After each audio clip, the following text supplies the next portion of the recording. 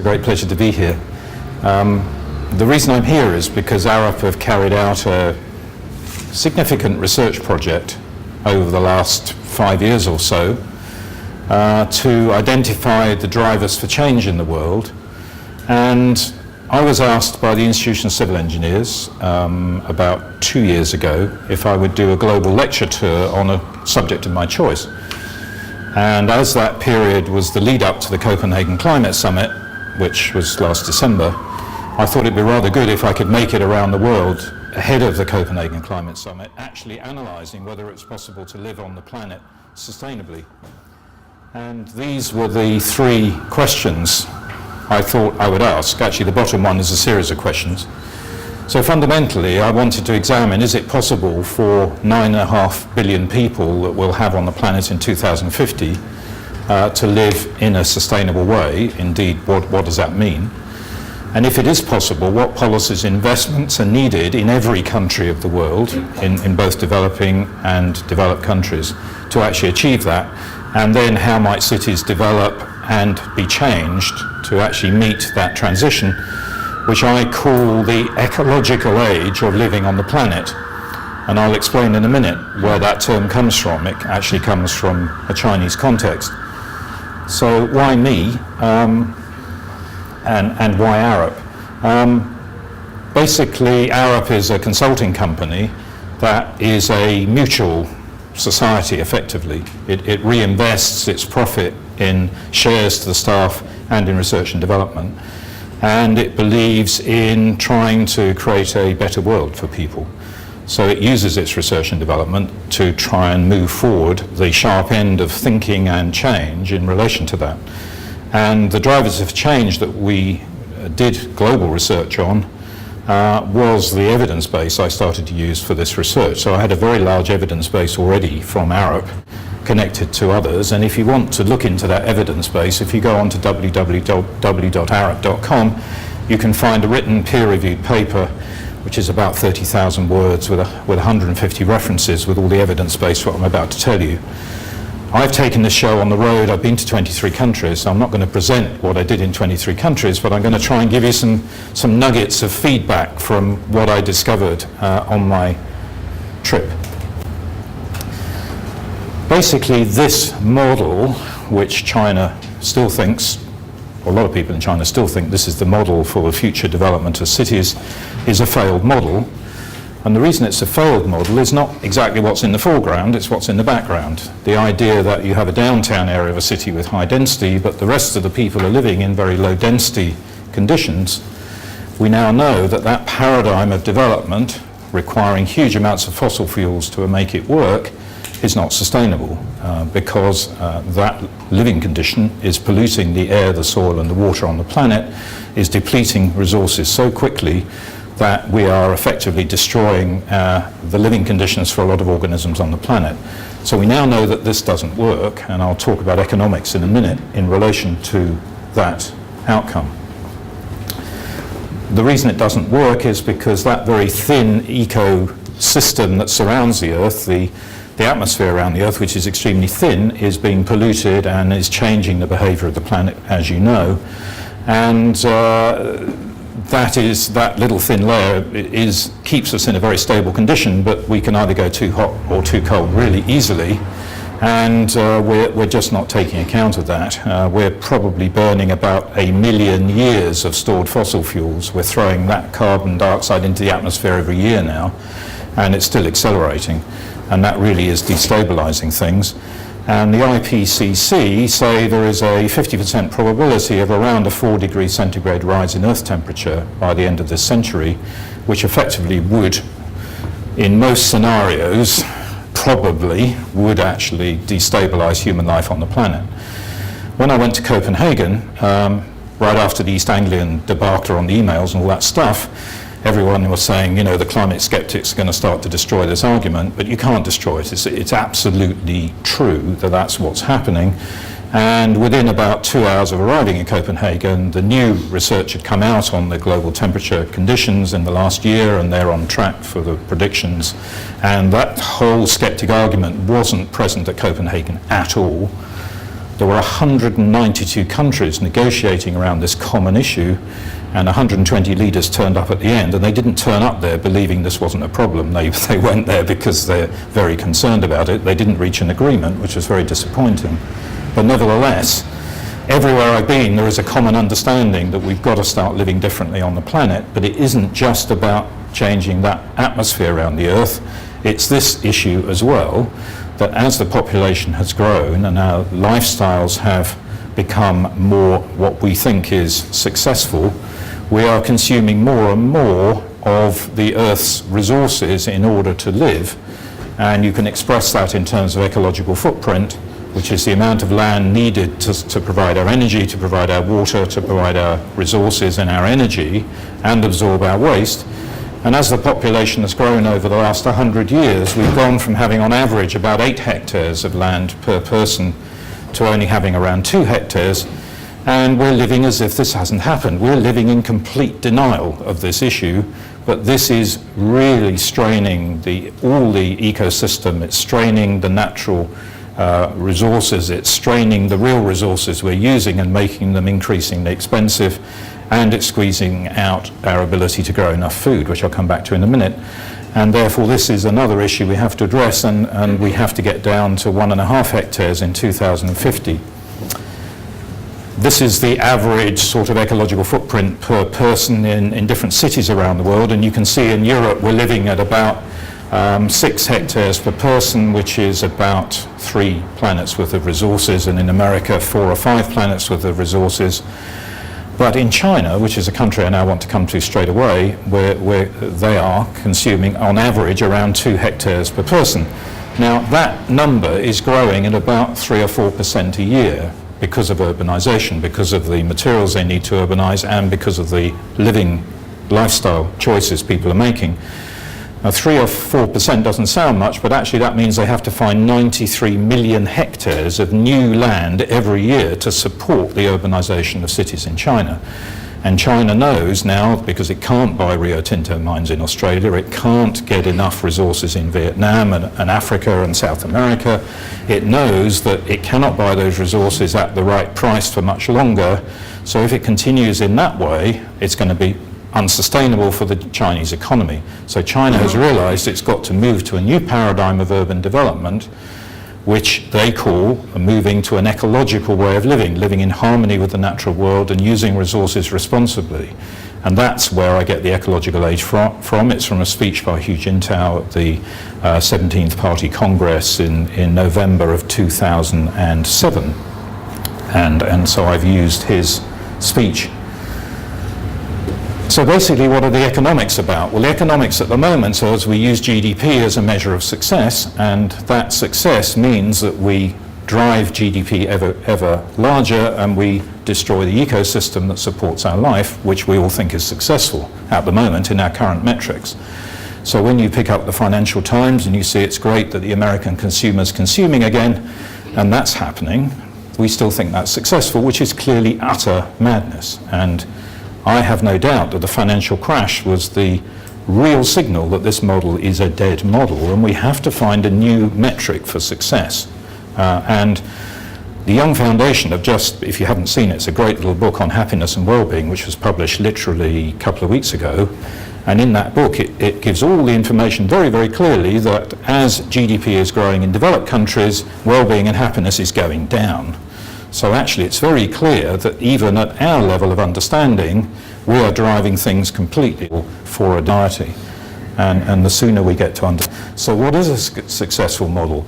Well, I believe it's ecological economics, which is basically saying that we need to get to a success evaluation where instead of valuing using non-renewable resources wastefully and polluting the planet, we value using renewable resources efficiently, and we close resource loops so we don't pollute things, and then the ecosystem can begin to recover, and that will then create a sustainable economic condition. And actually we can consume a lot of stuff. It doesn't matter if we consume more. If it's all renewable and it's closed resource loops, we can consume as much as we like. So it isn't a hair shirt model, it's just a different model from the one we have at the moment. And there's a lot of evidence, if you look at the trillions of dollars that are now in resource-efficient goods and services, you can demonstrate that that transition is already happening, actually, but not properly recognised in economic thinking. How is that model driven? And here is a very simple policy, and this is all I'm going to say about policy, but here is a simple three-layered policy map for making that happen. First level is valuing natural capital, valuing the ecosystem. And so if we value that, and the first example of that is carbon dioxide emissions value. If we have a high carbon price across the world, that's the first bit of the valuing natural capital bit.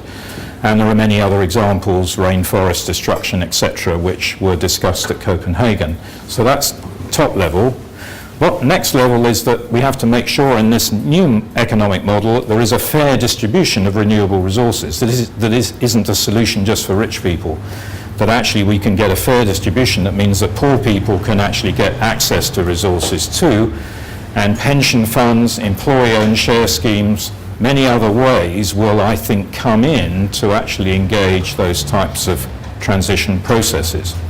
And then finally, down at the community level, we need policy that drives the efficient use of renewables, which essentially, a prime example there is the energy feed-in tariff, which this government has at last embraced, which is basically saying we will enable the take-up of renewable energy by connecting to the grid at a price which is commercially attractive, has a subsidy in it, but it drives a take-up of renewable resources in the marketplace, and 55 countries are now have that before the UK has adopted it, but nevertheless we have now adopted it, China as well. And so there's an example of that. So there are well-known policies that will actually effectively drive this, and if we want to have a discussion about that, we can. So in this analysis, which has metrics behind it, my definition of the ecological age is a combination of an average reduction of greenhouse gas emissions of 50% below 1990 levels by 2050, which is the IPCC recommendation for not exceeding a 2-degree centigrade rise, which was agreed at Copenhagen by all the parties. And that actually was agreed a long time before Copenhagen and is still agreed by everybody. But of course, how you divvy that up between one country and another is the really critical bit of the discussion. The next bit is driving a low ecological footprint down to 1.5 hectares per person on average by 2050. That's hardly on anyone's agenda at the moment, but if we don't do that as well as reduce emissions, then we're not going to make it, because actually that is really, really critical in terms of economics, yet alone everything else. Wales has a national policy. Some countries are now developing national policies for footprint, but not everybody's there yet. But the great news is the third one is then we can lift human development. And the great thing about this is that if we fashion our cities and our communication systems and everything else so we can live with less stuff, all of that infrastructure we have at the moment, if we can reduce the burden of all of that by living more lightly on the planet, then we have a lot more money for human development. I think it's very clear in the United States, where I went, and from the analysis that I've done, that the United States basically doesn't have enough people. If the United States had a lot more people spread all over the United States in settlements, then actually the economy would be able to support the infrastructure that enables Americans to live the way they do, with massive road systems interconnecting cities. But at the moment, the US economy cannot support the maintenance of that infrastructure. So actually, the US is kidding itself. There's a $5 trillion asset deficit on maintaining all that infrastructure. And so it either has to be abandoned to live in a different way, or they've got to do something. And that's why I think the American people are in such trouble, because they're squeezing out healthcare costs, they're squeezing out education costs by all the money they have to spend on dealing with all this infrastructure that is just wasting fossil fuel resources. So it's a really big question. So I think population density for me is one of the critical issues in understanding sustainable development, and immigration population density for me is a really, really critical thing in relation to achieving a sustainable future, which is something I've learned on the road really. The other issue is the moral issue, which is associated with the impact of climate change on the world and the impact on developing countries, low to middle income countries. And there is absolutely a moral issue here, because the developed world that has put all these millions of tons of emissions into the atmosphere, that's created the current climate change conditions, has to take responsibility for the costs of adapting to these changes in low-income countries.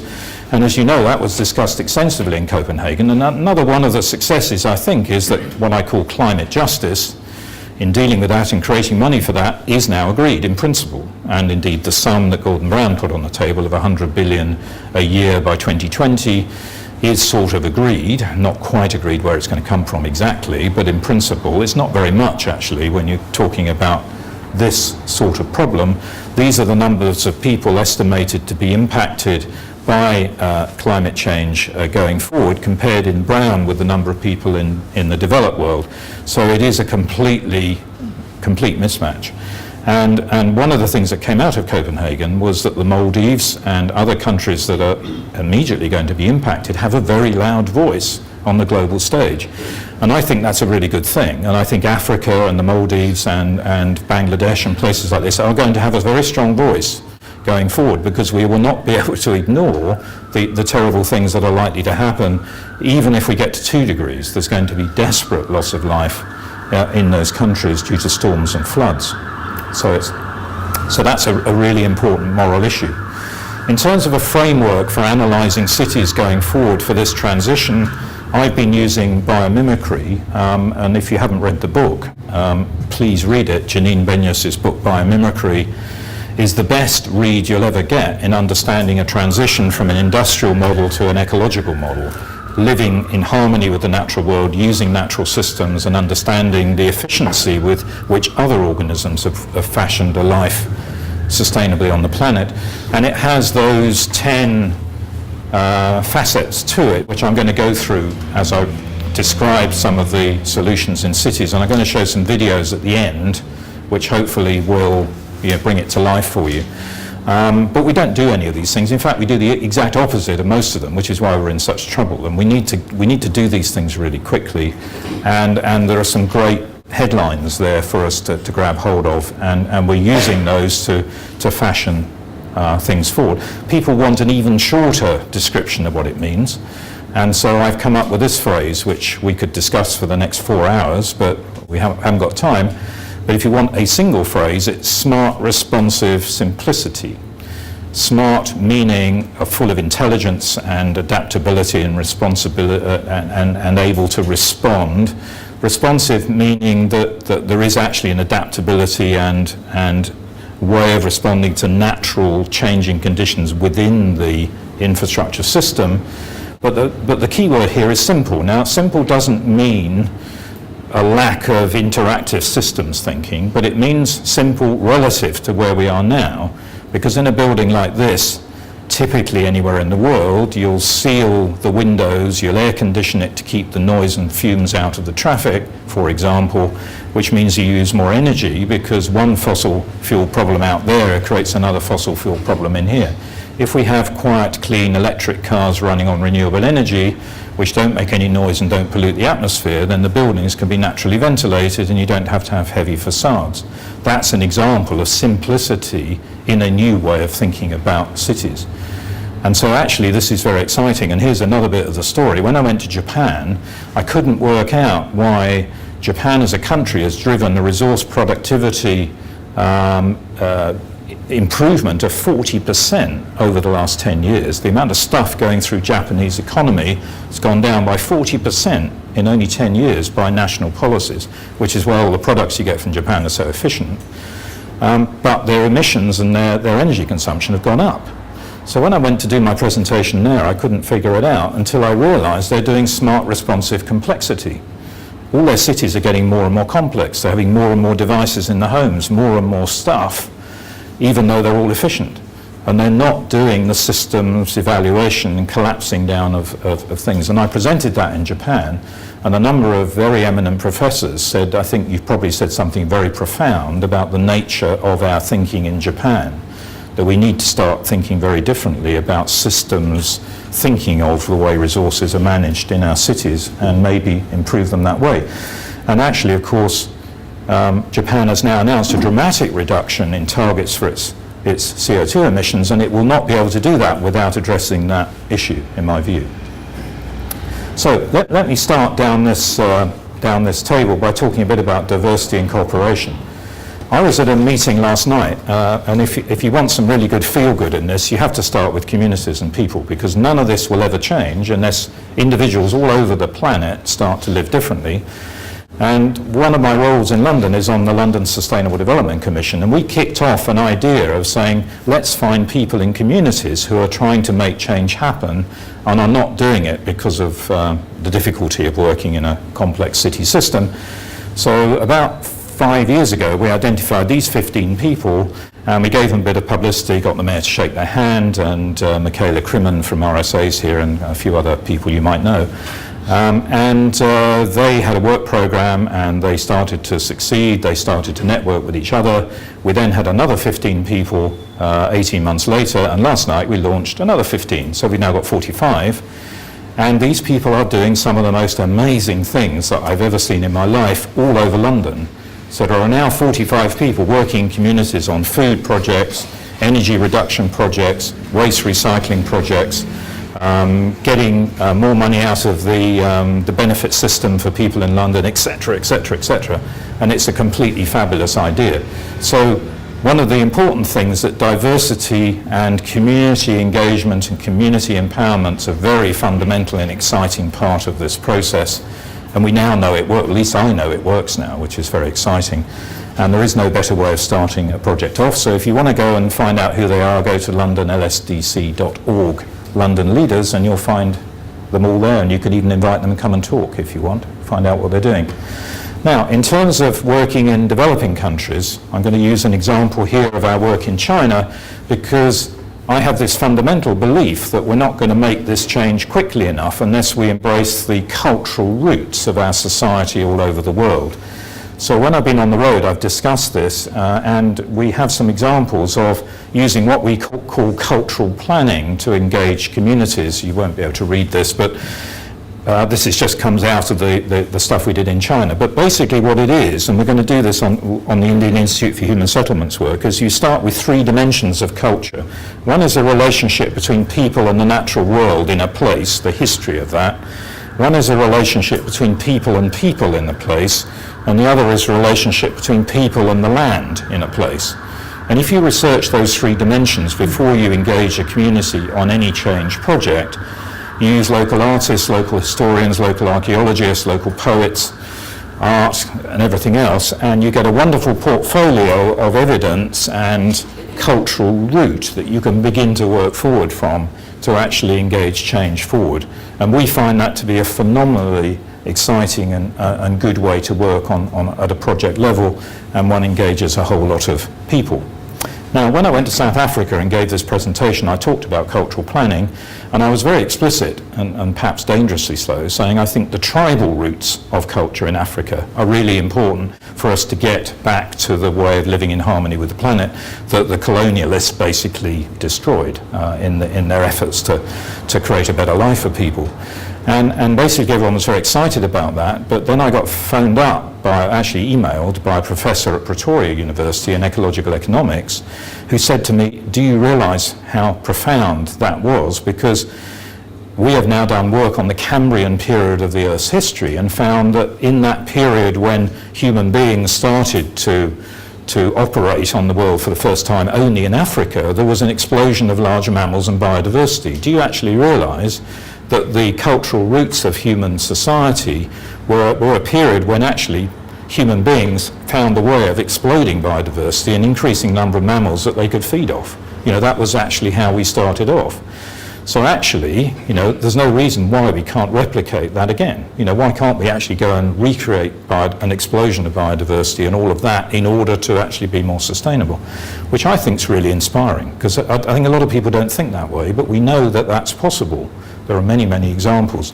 So part of the way forward is to think about that as a positive way of moving forward. Then there's a whole issue of resource efficiency, which is really what the central theme of this presentation is about.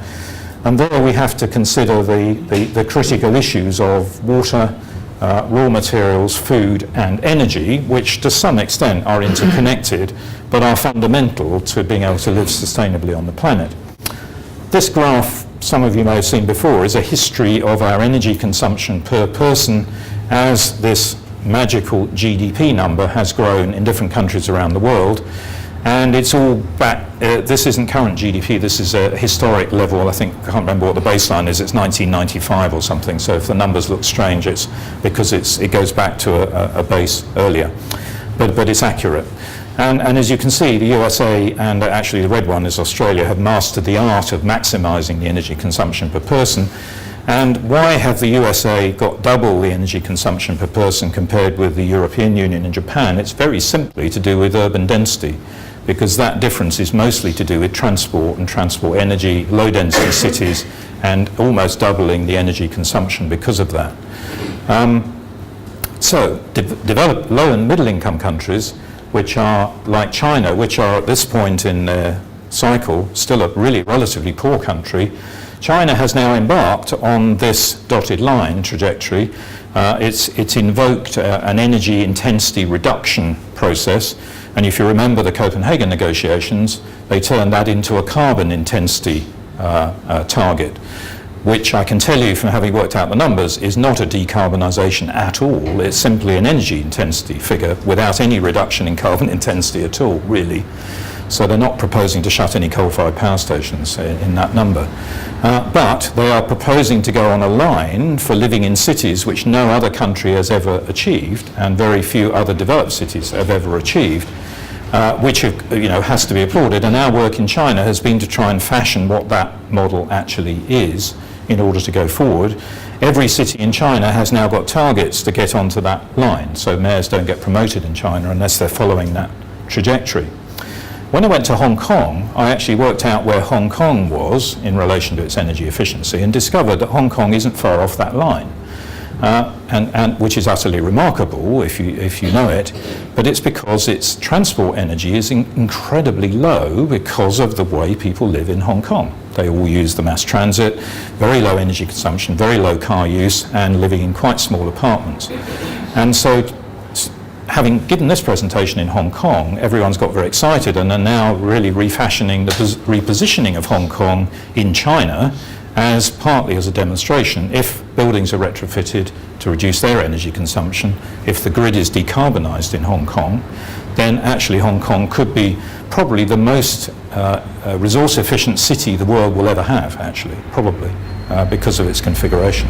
It doesn't mean every city has to be as dense as that, but it is interesting. And here's the graph that you all know from Kenworthy and Newman, which is the classic UN research on energy consumption per person and urban density, which illustrates this really clearly. But what we know is that from the European level of energy consumption, we don't have to come to the Hong Kong level to density to actually get a really attractive reduction. You can have the sort of London level of density around 50 to 75 people a hectare and actually have that big reduction without having to go to the very high density. So we can still have parks and gardens and this sort of density we have in the area we're in now and live sustainably, which is pretty good news, actually. We all know that oil, particularly crude oil, is likely to start running out. A lot of argument about this. Arup's just been involved in producing a peak oil report, which you can find on the web.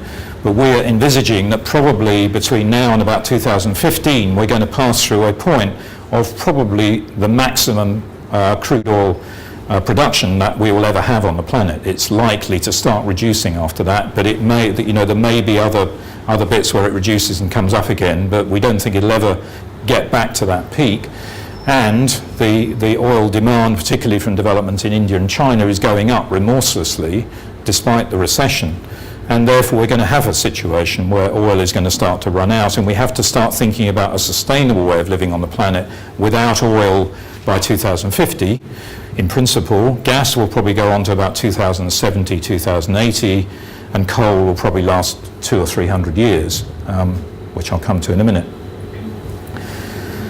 Coal prices have gone up because of demand, but there is still enough around, so coal prices probably will remain reasonably stable. It'll be a relatively cheap source of energy, and therefore we cannot imagine not using it. So my model of moving forward is not to ignore and stop people using coal, but it's to find a way of capturing carbon dioxide from it, which I'll come back to in a minute. Thermal power stations, therefore, will continue to be important, and one of the things we have to do very quickly is to recognise that only about 35% of the energy in the coal actually produces useful electrical energy, because 55% is immediately wasted in heat, and about 10% is lost in the distribution. So we're only getting 35% of the energy you start with all the emissions. So, so 65% of the emissions that come out of coal-fired power stations isn't giving us energy at all, which is complete madness. So we have to use the waste heat, and we have to recycle that into cities as a matter of great urgency, which is something we can get on with in order to make things work better. But the real solution lies in moving to use renewable energy and these different combinations. Now, I'm quite clear, having gone around the world and talked to people, that concentrated solar power in the desert regions of the world is probably the technology that will make the biggest difference, because there is so much energy available in the desert regions of the world. We are fine with our current energy consumption. All we have to do is go and mine it and get it to our cities, and we have to treat it just like we did with oil under the North Sea or anywhere else. We just have to go there and get the technology and the costs right and make it work. And when I started this presentation, I was very interested in the concept of Europe's supergrid of renewable energy sources, and I did a workshop in Utrecht only about 2 weeks ago, where I got feedback from a lot of people managing the grid in Europe, and there is so much renewable energy already coming into the grid in Denmark, in Germany, and other places, that the grid, the interconnectors between the countries are now being strengthened to actually enable that renewable energy to be accommodated without destabilizing the local conditions. So already this supergrid is being created. And I do think that Europe will end up with a renewable energy grid by 2050. I genuinely believe that this is possible. There will be a nuclear component to it for a while, particularly in France. But I think the end game is to have a renewable energy grid that will work pretty effectively. And concentrated solar power in North Africa is really critical.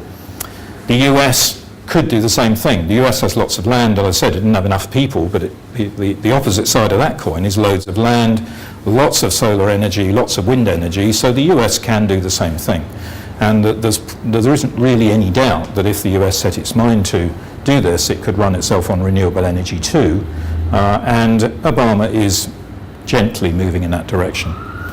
Combined heat and power plants could be part of this. Local grid systems using heat and energy locally from local resources, particularly in rural areas where you can get farm waste, you can get biomass waste from forests, and you can have windmills on the roof, on the hilltops.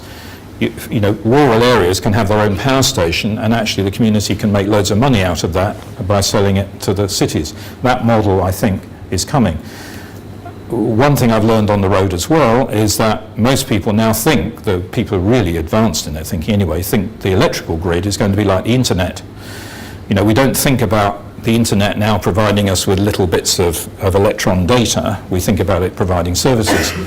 The electrical grid is going to provide energy services really quickly. And if everything goes electric, which I think it will, we'll be buying energy services. We won't be buying electricity anymore. And I think that's a really significant change that's going to happen. We have to retrofit our buildings, which I'll show you in the video too. Lots of work going on retrofitting all kinds of buildings in cities. But the critical issue really is transport and urban density, which I've mentioned already. And here I want to make a point about economics, because if you look at these three pictures, this is the amount of land you need to move the same number of people using these different modes of transport, and it's very clear that having cars in cities is a pretty wasteful use of land. Well, if you work out the economics of that in a city like London, if you look at the value of the land that we're passing over to those cars, it is complete madness economically to continue having cars in cities, if you work it out. And strangely, we don't. We don't look at alternative uses for that land that can be productive.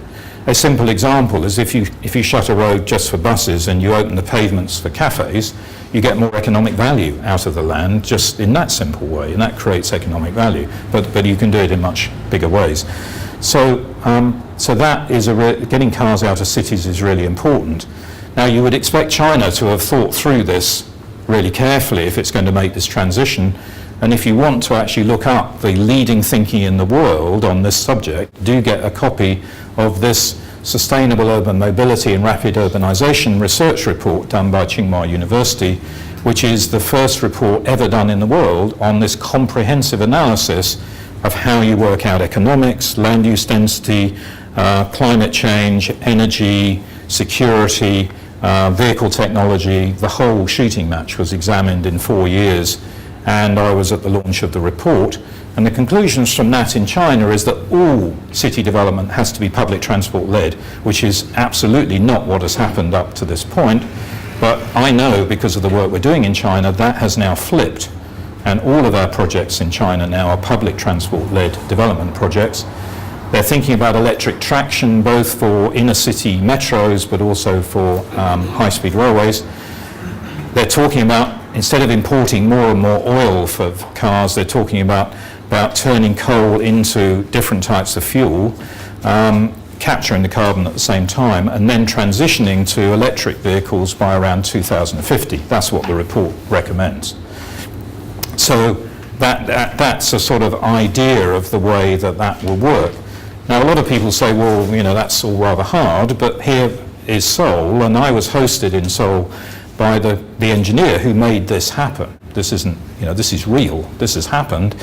And they've taken that road out of the city for economic reasons. They say this road is destroying the economy of Seoul. We're going to take it out, we're going to replace it with a river, and we're going to lift the economy of the city by doing that, to allow people to walk and cycle from the edge of the city into the middle without congestion, to provide better economic conditions for businesses on either side, and they're opening up other corridors in the same way. And they have demonstrated through the analysis that this is a good economic solution, which is utterly fabulous. So here's the ecological age transition already happening, and it should be happening in a lot of other cities too, I think. Electric cars are going to be really important, partly because the energy consumption is much, much lower in total. And one of the reasons for that is you don't burn anything. Burning things is really not a good idea in any energy system going forward in the ecological age. So you shouldn't burn waste, you shouldn't burn petrol or diesel, you should not waste heat, basically. And that's one good thing about electric cars. We have to get a grip of the battery problem, but batteries are really nice because they do absorb some of the renewable energy in the system and provide a bit of a buffer as renewable energy goes up and down, which is fairly helpful as well. Lovely story about India. There's a company in Bangalore that's making these lovely electric scooters which don't pollute the atmosphere, and they're selling them by building tea kiosks in the cities. And these tea kiosks, where you can go and get a cup of tea, you can charge your scooter free at the kiosk if you bought one of these scooters. And there's advertising on the kiosk. It's a bit like the Velib scheme for bicycles, but it's just brilliant. I mean, these business models are emerging all over the world. And these things are great. They're not very expensive, and of course they enable people to be mobile without polluting the place, and they're much less noisy. High-speed trains are really important for intercity connections in the ecological age, because it means you don't have to fly, and the energy consumption per person with full high-speed trains is actually really low, and people will choose to use a high-speed train now if the distance between cities is around 600 to 800 kilometers. We know that from Europe and Japan, and it's gone up because of the security problems at airports.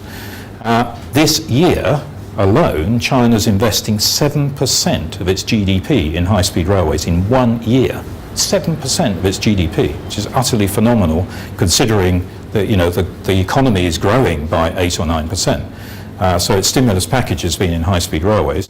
Another interesting thing that emerged from discussions in Singapore and Hong Kong is inner city metros are also being invested in, and we discovered that it would be a really interesting thing to work out what proportion of GDP you need to invest in a developing city in inner city metros to make the city work sustainably going forward.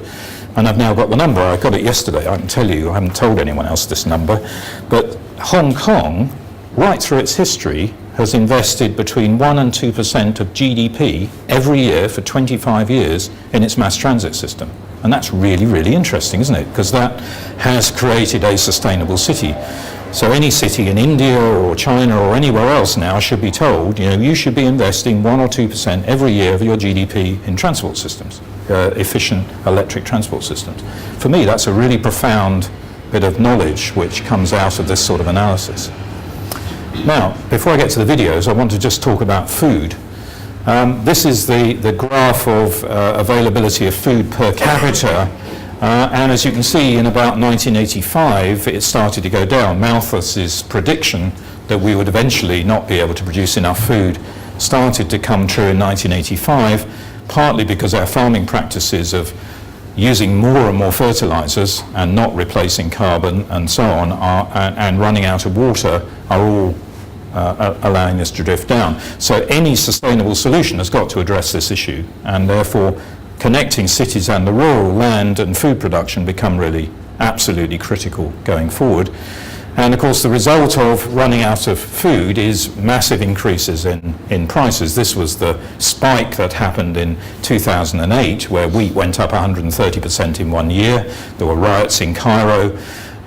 They've now gone down again, fortunately, but this will be an ever increasing trend. And of course the impact of that on people who have as a proportion of their income for spending on food as high as 60 or 70%, if food prices double, then you starve, or you have very little ability to buy enough food for your family. So there are many millions of people now starving on the planet because of this change in food availability, and it has to be dealt with. This could be probably one of the most threatening issues going forward, even more threatening than climate change, if it isn't addressed. In China, on our Wangshuang project I showed you earlier on, we discovered that, and this is a fairly profound point about urban forms, is that if you have large megacity urban forms, we believe that you don't achieve the likelihood of this sustainable balance between water use, food production and living in cities, and that if you have smaller urban settlements which are separated by green spaces where you grow food, and you have interconnections with public transport, and walking and cycling systems are able to cross over those green spaces, then actually that becomes a much more sustainable system, because the new urban places can collect water. They're hard, so you can collect water there, use that water to run the city, and then give that water to the farmers to give them a reliable source of water for their farming. And in this part of China, they don't have that at the moment. So actually doing this creates sources of rainwater collection that the farmers can then use for their farming in between, which is really neat and actually works really well economically. When I went to Holland and I started talking about this, everyone said, well, of course, the Netherlands is one big city. It's 11 million people living in a single city, really. And they said, what you've just said is the Netherlands. We've got relatively small urban dispersed settlements that have lots of food production in between. So they said, so what you're really saying is that the Netherlands could, in effect, fashion itself to be a much more sustainable city-type community than a place like London, which actually is a really profound and interesting point that we could probably debate. So this means bringing food production into cities, and therefore we need to use all the surfaces of buildings, all the spare land that's available, the curtain walling of buildings, the roofs, the wasted space. This stuff out here there certainly could be some food growing out here, I would have thought. And all of that can contribute to this, but actually it'll be hydroponics and high intensity manufacturing. Some of you may have seen Countryfile on the BBC a couple of weekends ago, and they showed Paignton Zoo in the UK, where they're growing all of the food for the animals in the zoo using a vertical food farm, which I thought was really neat. So it's happening and it's coming, and water management is all linked really to agriculture. A lot of people think we're running short of water in cities. Well, we're not really running short of water in cities. We're running short of water because of agriculture, and 80% of fresh water around the world is used for agriculture, and we just have the bit that's left over for cities. So we've got to actually integrate this much more carefully. Desalination is likely to become really critical in these areas that are having real water scarcity, And if you've got renewable energy, concentrated solar energy from desert regions, because a lot of these places are fairly close to deserts, then actually you can actually use desalination. So actually it's not quite as bad as it seems, and certainly Dubai, Abu Dhabi, North Africa and Arizona can actually get over their problems that way, but of course it does cost. Then we come on, before I show the videos, just to finish off on waste. This is actually getting onto the stuff, you know, this sort of stuff, the televisions, all of the stuff that we use, as well as infrastructure. So we have to get onto a paradigm of design of everything that is recycled and reused, so everything is designed that way, and where possible we get things like compost and other nutrients that we can get back out into food production. This is absolutely the way we go. The End-of-Life Vehicles Directive in Europe, the Circular Economy Law in China, all of those are designed to drive this sort of change, but it really isn't happening quickly enough to drive footprint down at the moment. And when we design buildings and infrastructure, we need to design them so at the end of their life they can be reused, refurbished, reconditioned and recycled, which requires quite a different design way of thinking. There are examples of new developments around the world where this type of thinking has been embedded. The Hammarby development, which I'm sure you know about in Stockholm, 20,000 people living in new development, all of their human waste and their domestic waste goes into an anaerobic digester, and the food waste from the restaurants and so on. That produces gas, which is used for cooking and running vehicles, and the nutrients and compost go into urban food production.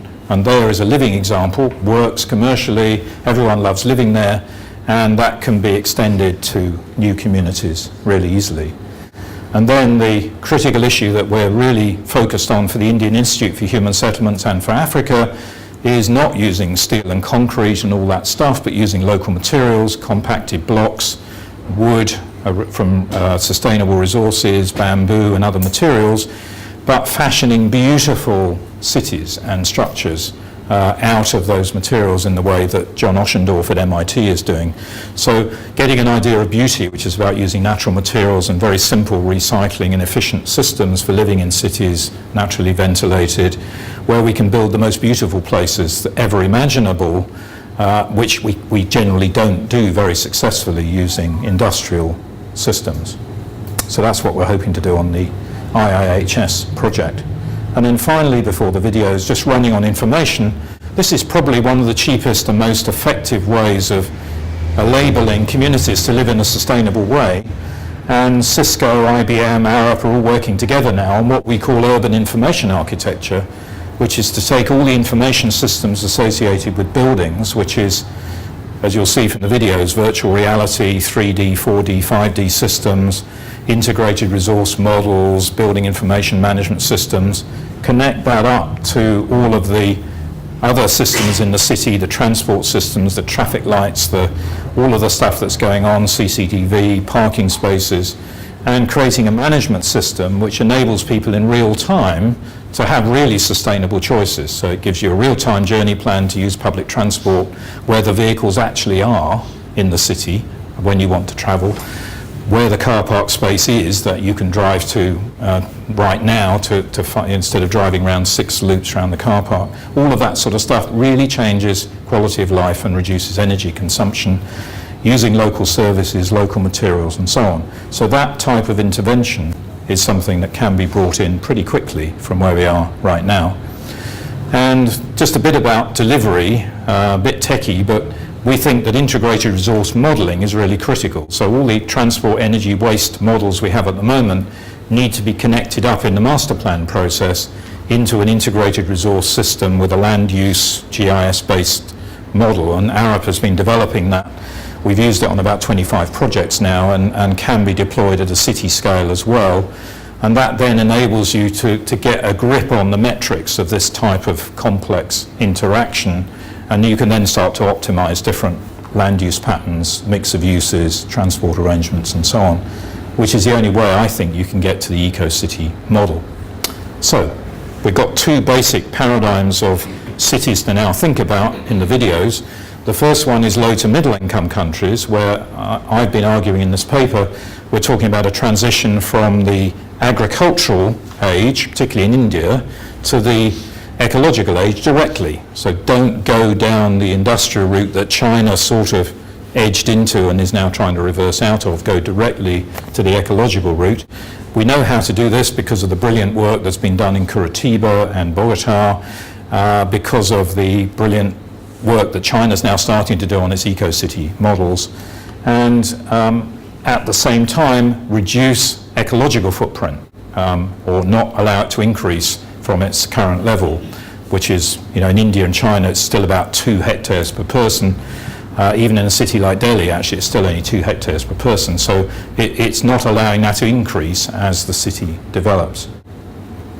So what do we do about retrofitting cities like London, where we're saying this is going from the industrial model to the ecological model? So this is the other paradigm.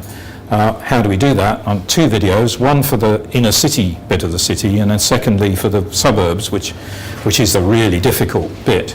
But dealing with the easier bit first, we have lots of examples. London has a London Climate Change Action Plan. There's lots of evidence base behind the ideas I'm going to show you.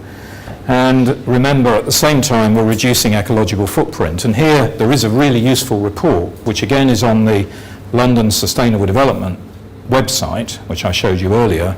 There is a new report on how London would get its ecological footprint down to 1.5 to 2 hectares per person by 2050, with a lot of detailed analysis of how to do that if you want to pursue that particular area of interest. So here's a video. This is actually Manchester, actually not London, to illustrate some of these ideas. So the first thing is, if we imagine high-speed railways now connecting up British cities, where they come in, we want to put more public transport into the city. So the first thing we would do at Piccadilly Station in Manchester is to put in higher density mixed-use developments around that transport hub, taking advantage of the new public transport systems and bringing more people into the centre of the city to reduce energy consumption. And as we put the public transport into the streets, we will put green infrastructure into the streets to cool the city down, to shade the buildings and slow water runoff. Then we gather and use energy efficiently on the buildings with algae screens, which increasingly I think will be a technology we'll see, to enable you to use the sun's energy. When you retrofit buildings, you change the facades and use passive design and green stuff on the facades increasingly, and photovoltaic panels on the sides and the top. They'll be cheap enough to be able to do that within about 5 years. Greenhouses on the tops of the buildings, producing commercial value and lots of food, and also part of the natural ventilation system for the building too. And you can see through that transition, you get a feeling of how you'd be feeling living more in harmony with the natural world in the city. Real-time information systems, so on your mobile phone you can find out when the bus is arriving. So for young people, for disabled people, for old people, it's much more attractive and safe to actually use public transport. And finally, buildings will become power stations, so they'll be delivering energy into the grid and be very proud of it and wanting to display it on the side. So this is a reasonably realistic, affordable, deliverable transition that we could get on with by 2050. And most people I've shown this to have said, this is pretty attractive. We can imagine doing this and it's pretty attractive. But it gets much more difficult when you try and look at suburbs, particularly in North America. So I haven't ducked anything here. I've gone straight to the Californian suburb and said, what on earth do you do? Well, the first thing you can do is, because these houses are very inefficient, you can get private capital to come in and weatherize them, as they say in the US, and actually improve their energy performance and put in photovoltaics and other things if they have a feed-in tariff. So actually you can actually make the buildings work very much better than they do at the moment, and get that financed really quite easily. The second thing is there's loads of land. So actually you can start growing food and bringing local food production in, and as the garage is probably going to disappear, as you'll see in a minute, you can open that as a grocery store and increase, create more jobs in the community and more community activity. It might not exactly look like that, but you get the principle. You can use captured rainwater, you can use nutrients from the local sewage works, and all of that creates jobs and so on. Then there's a social issue about this, because I believe that people are going to want to live closer with to their friends and their families, and therefore will start extending their houses where they can, which means that therefore you're going to have more people in the community, probably a greater diversity of ages, and that will provide social support systems which aren't present at the moment. Higher density, and when I said this in the US, of course, people say, well, that means abandoning other places, and of course they're already doing that, so it does mean abandoning some of the suburbs. Then one can imagine the 4x4s disappearing. You can imagine car clubs in the street with small electric vehicles plugged into charging points. Public transport, all of these available for disabled people as well as old and young people, and that will obviously dramatically change things, but I'll show you later on how one actually makes that happen. Then there are some sort of techie bits of the thing, which is actually these tarmac areas, which are huge in the suburbs, actually absorb a lot of heat and energy, and you can turn that energy into heating and cooling in the buildings on either side, and the Dutch have done that, and that's quite a viable thing to do, so you can use them as energy collectors. Plant trees, put in greater biodiversity with the food growing as well, and people might even want to sit and enjoy the environment in a suburb rather than just get in their car. So basically all of that works by actually refashioning urban planning. So the real message here is that urban planning is absolutely critical to all of this. So what we would do is we would choose certain streets that we put new public transport on, and at the intersections we'd put in very high density mixed-use interventions to bring more people into the suburb to make the public transport work, and that's really critical to make this model work. Just a bit of an amusing thing, I went to the Climate Summit for Mayors, and Arne Schwarzenegger was there, but California is sort of treated as one of the regions that's making changes happen. He was on the platform with Richard Branson.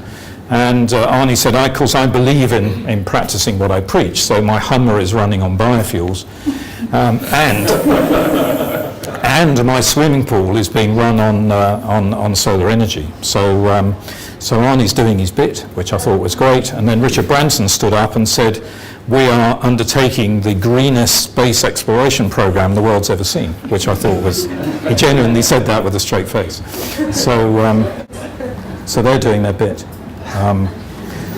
Before I finish, I just want to mention the fact that UCL and Arup have worked together over the last 5 years to help create an Institute for Sustainability in London, which I've now been invited to chair the board of, which is being set up to try and actually make demonstrator projects of what I've shown you happen really quickly in London, and to do the research to share the knowledge from those demonstrators. And we have a sister institute established in China, in Tongji University, with the objective of perhaps working with the Dongtang and Chongming Island eco-city developments as they go forward. And we're in the process of establishing a similar entity in Melbourne, possibly also one in San Francisco. And we'd very much like the Indian Institute for Human Settlements to be one or two, because that's going to explore the same sort of paradigm. So UCL and other universities are directly involved in this, but it's trying to get the deep research into practice as quickly as possible through demonstrators. All this work was peer reviewed, and I just need to show the people here and thank them again for their input in this very, very intensive process of both researching, working out how on earth to present this coherently, and then gathering up all the feedback. It's been a phenomenally interesting journey. There's a million things I haven't been able to say, and I'll probably talk for too long anyway, but I'd love to talk further and have questions. Thank you. Thank you.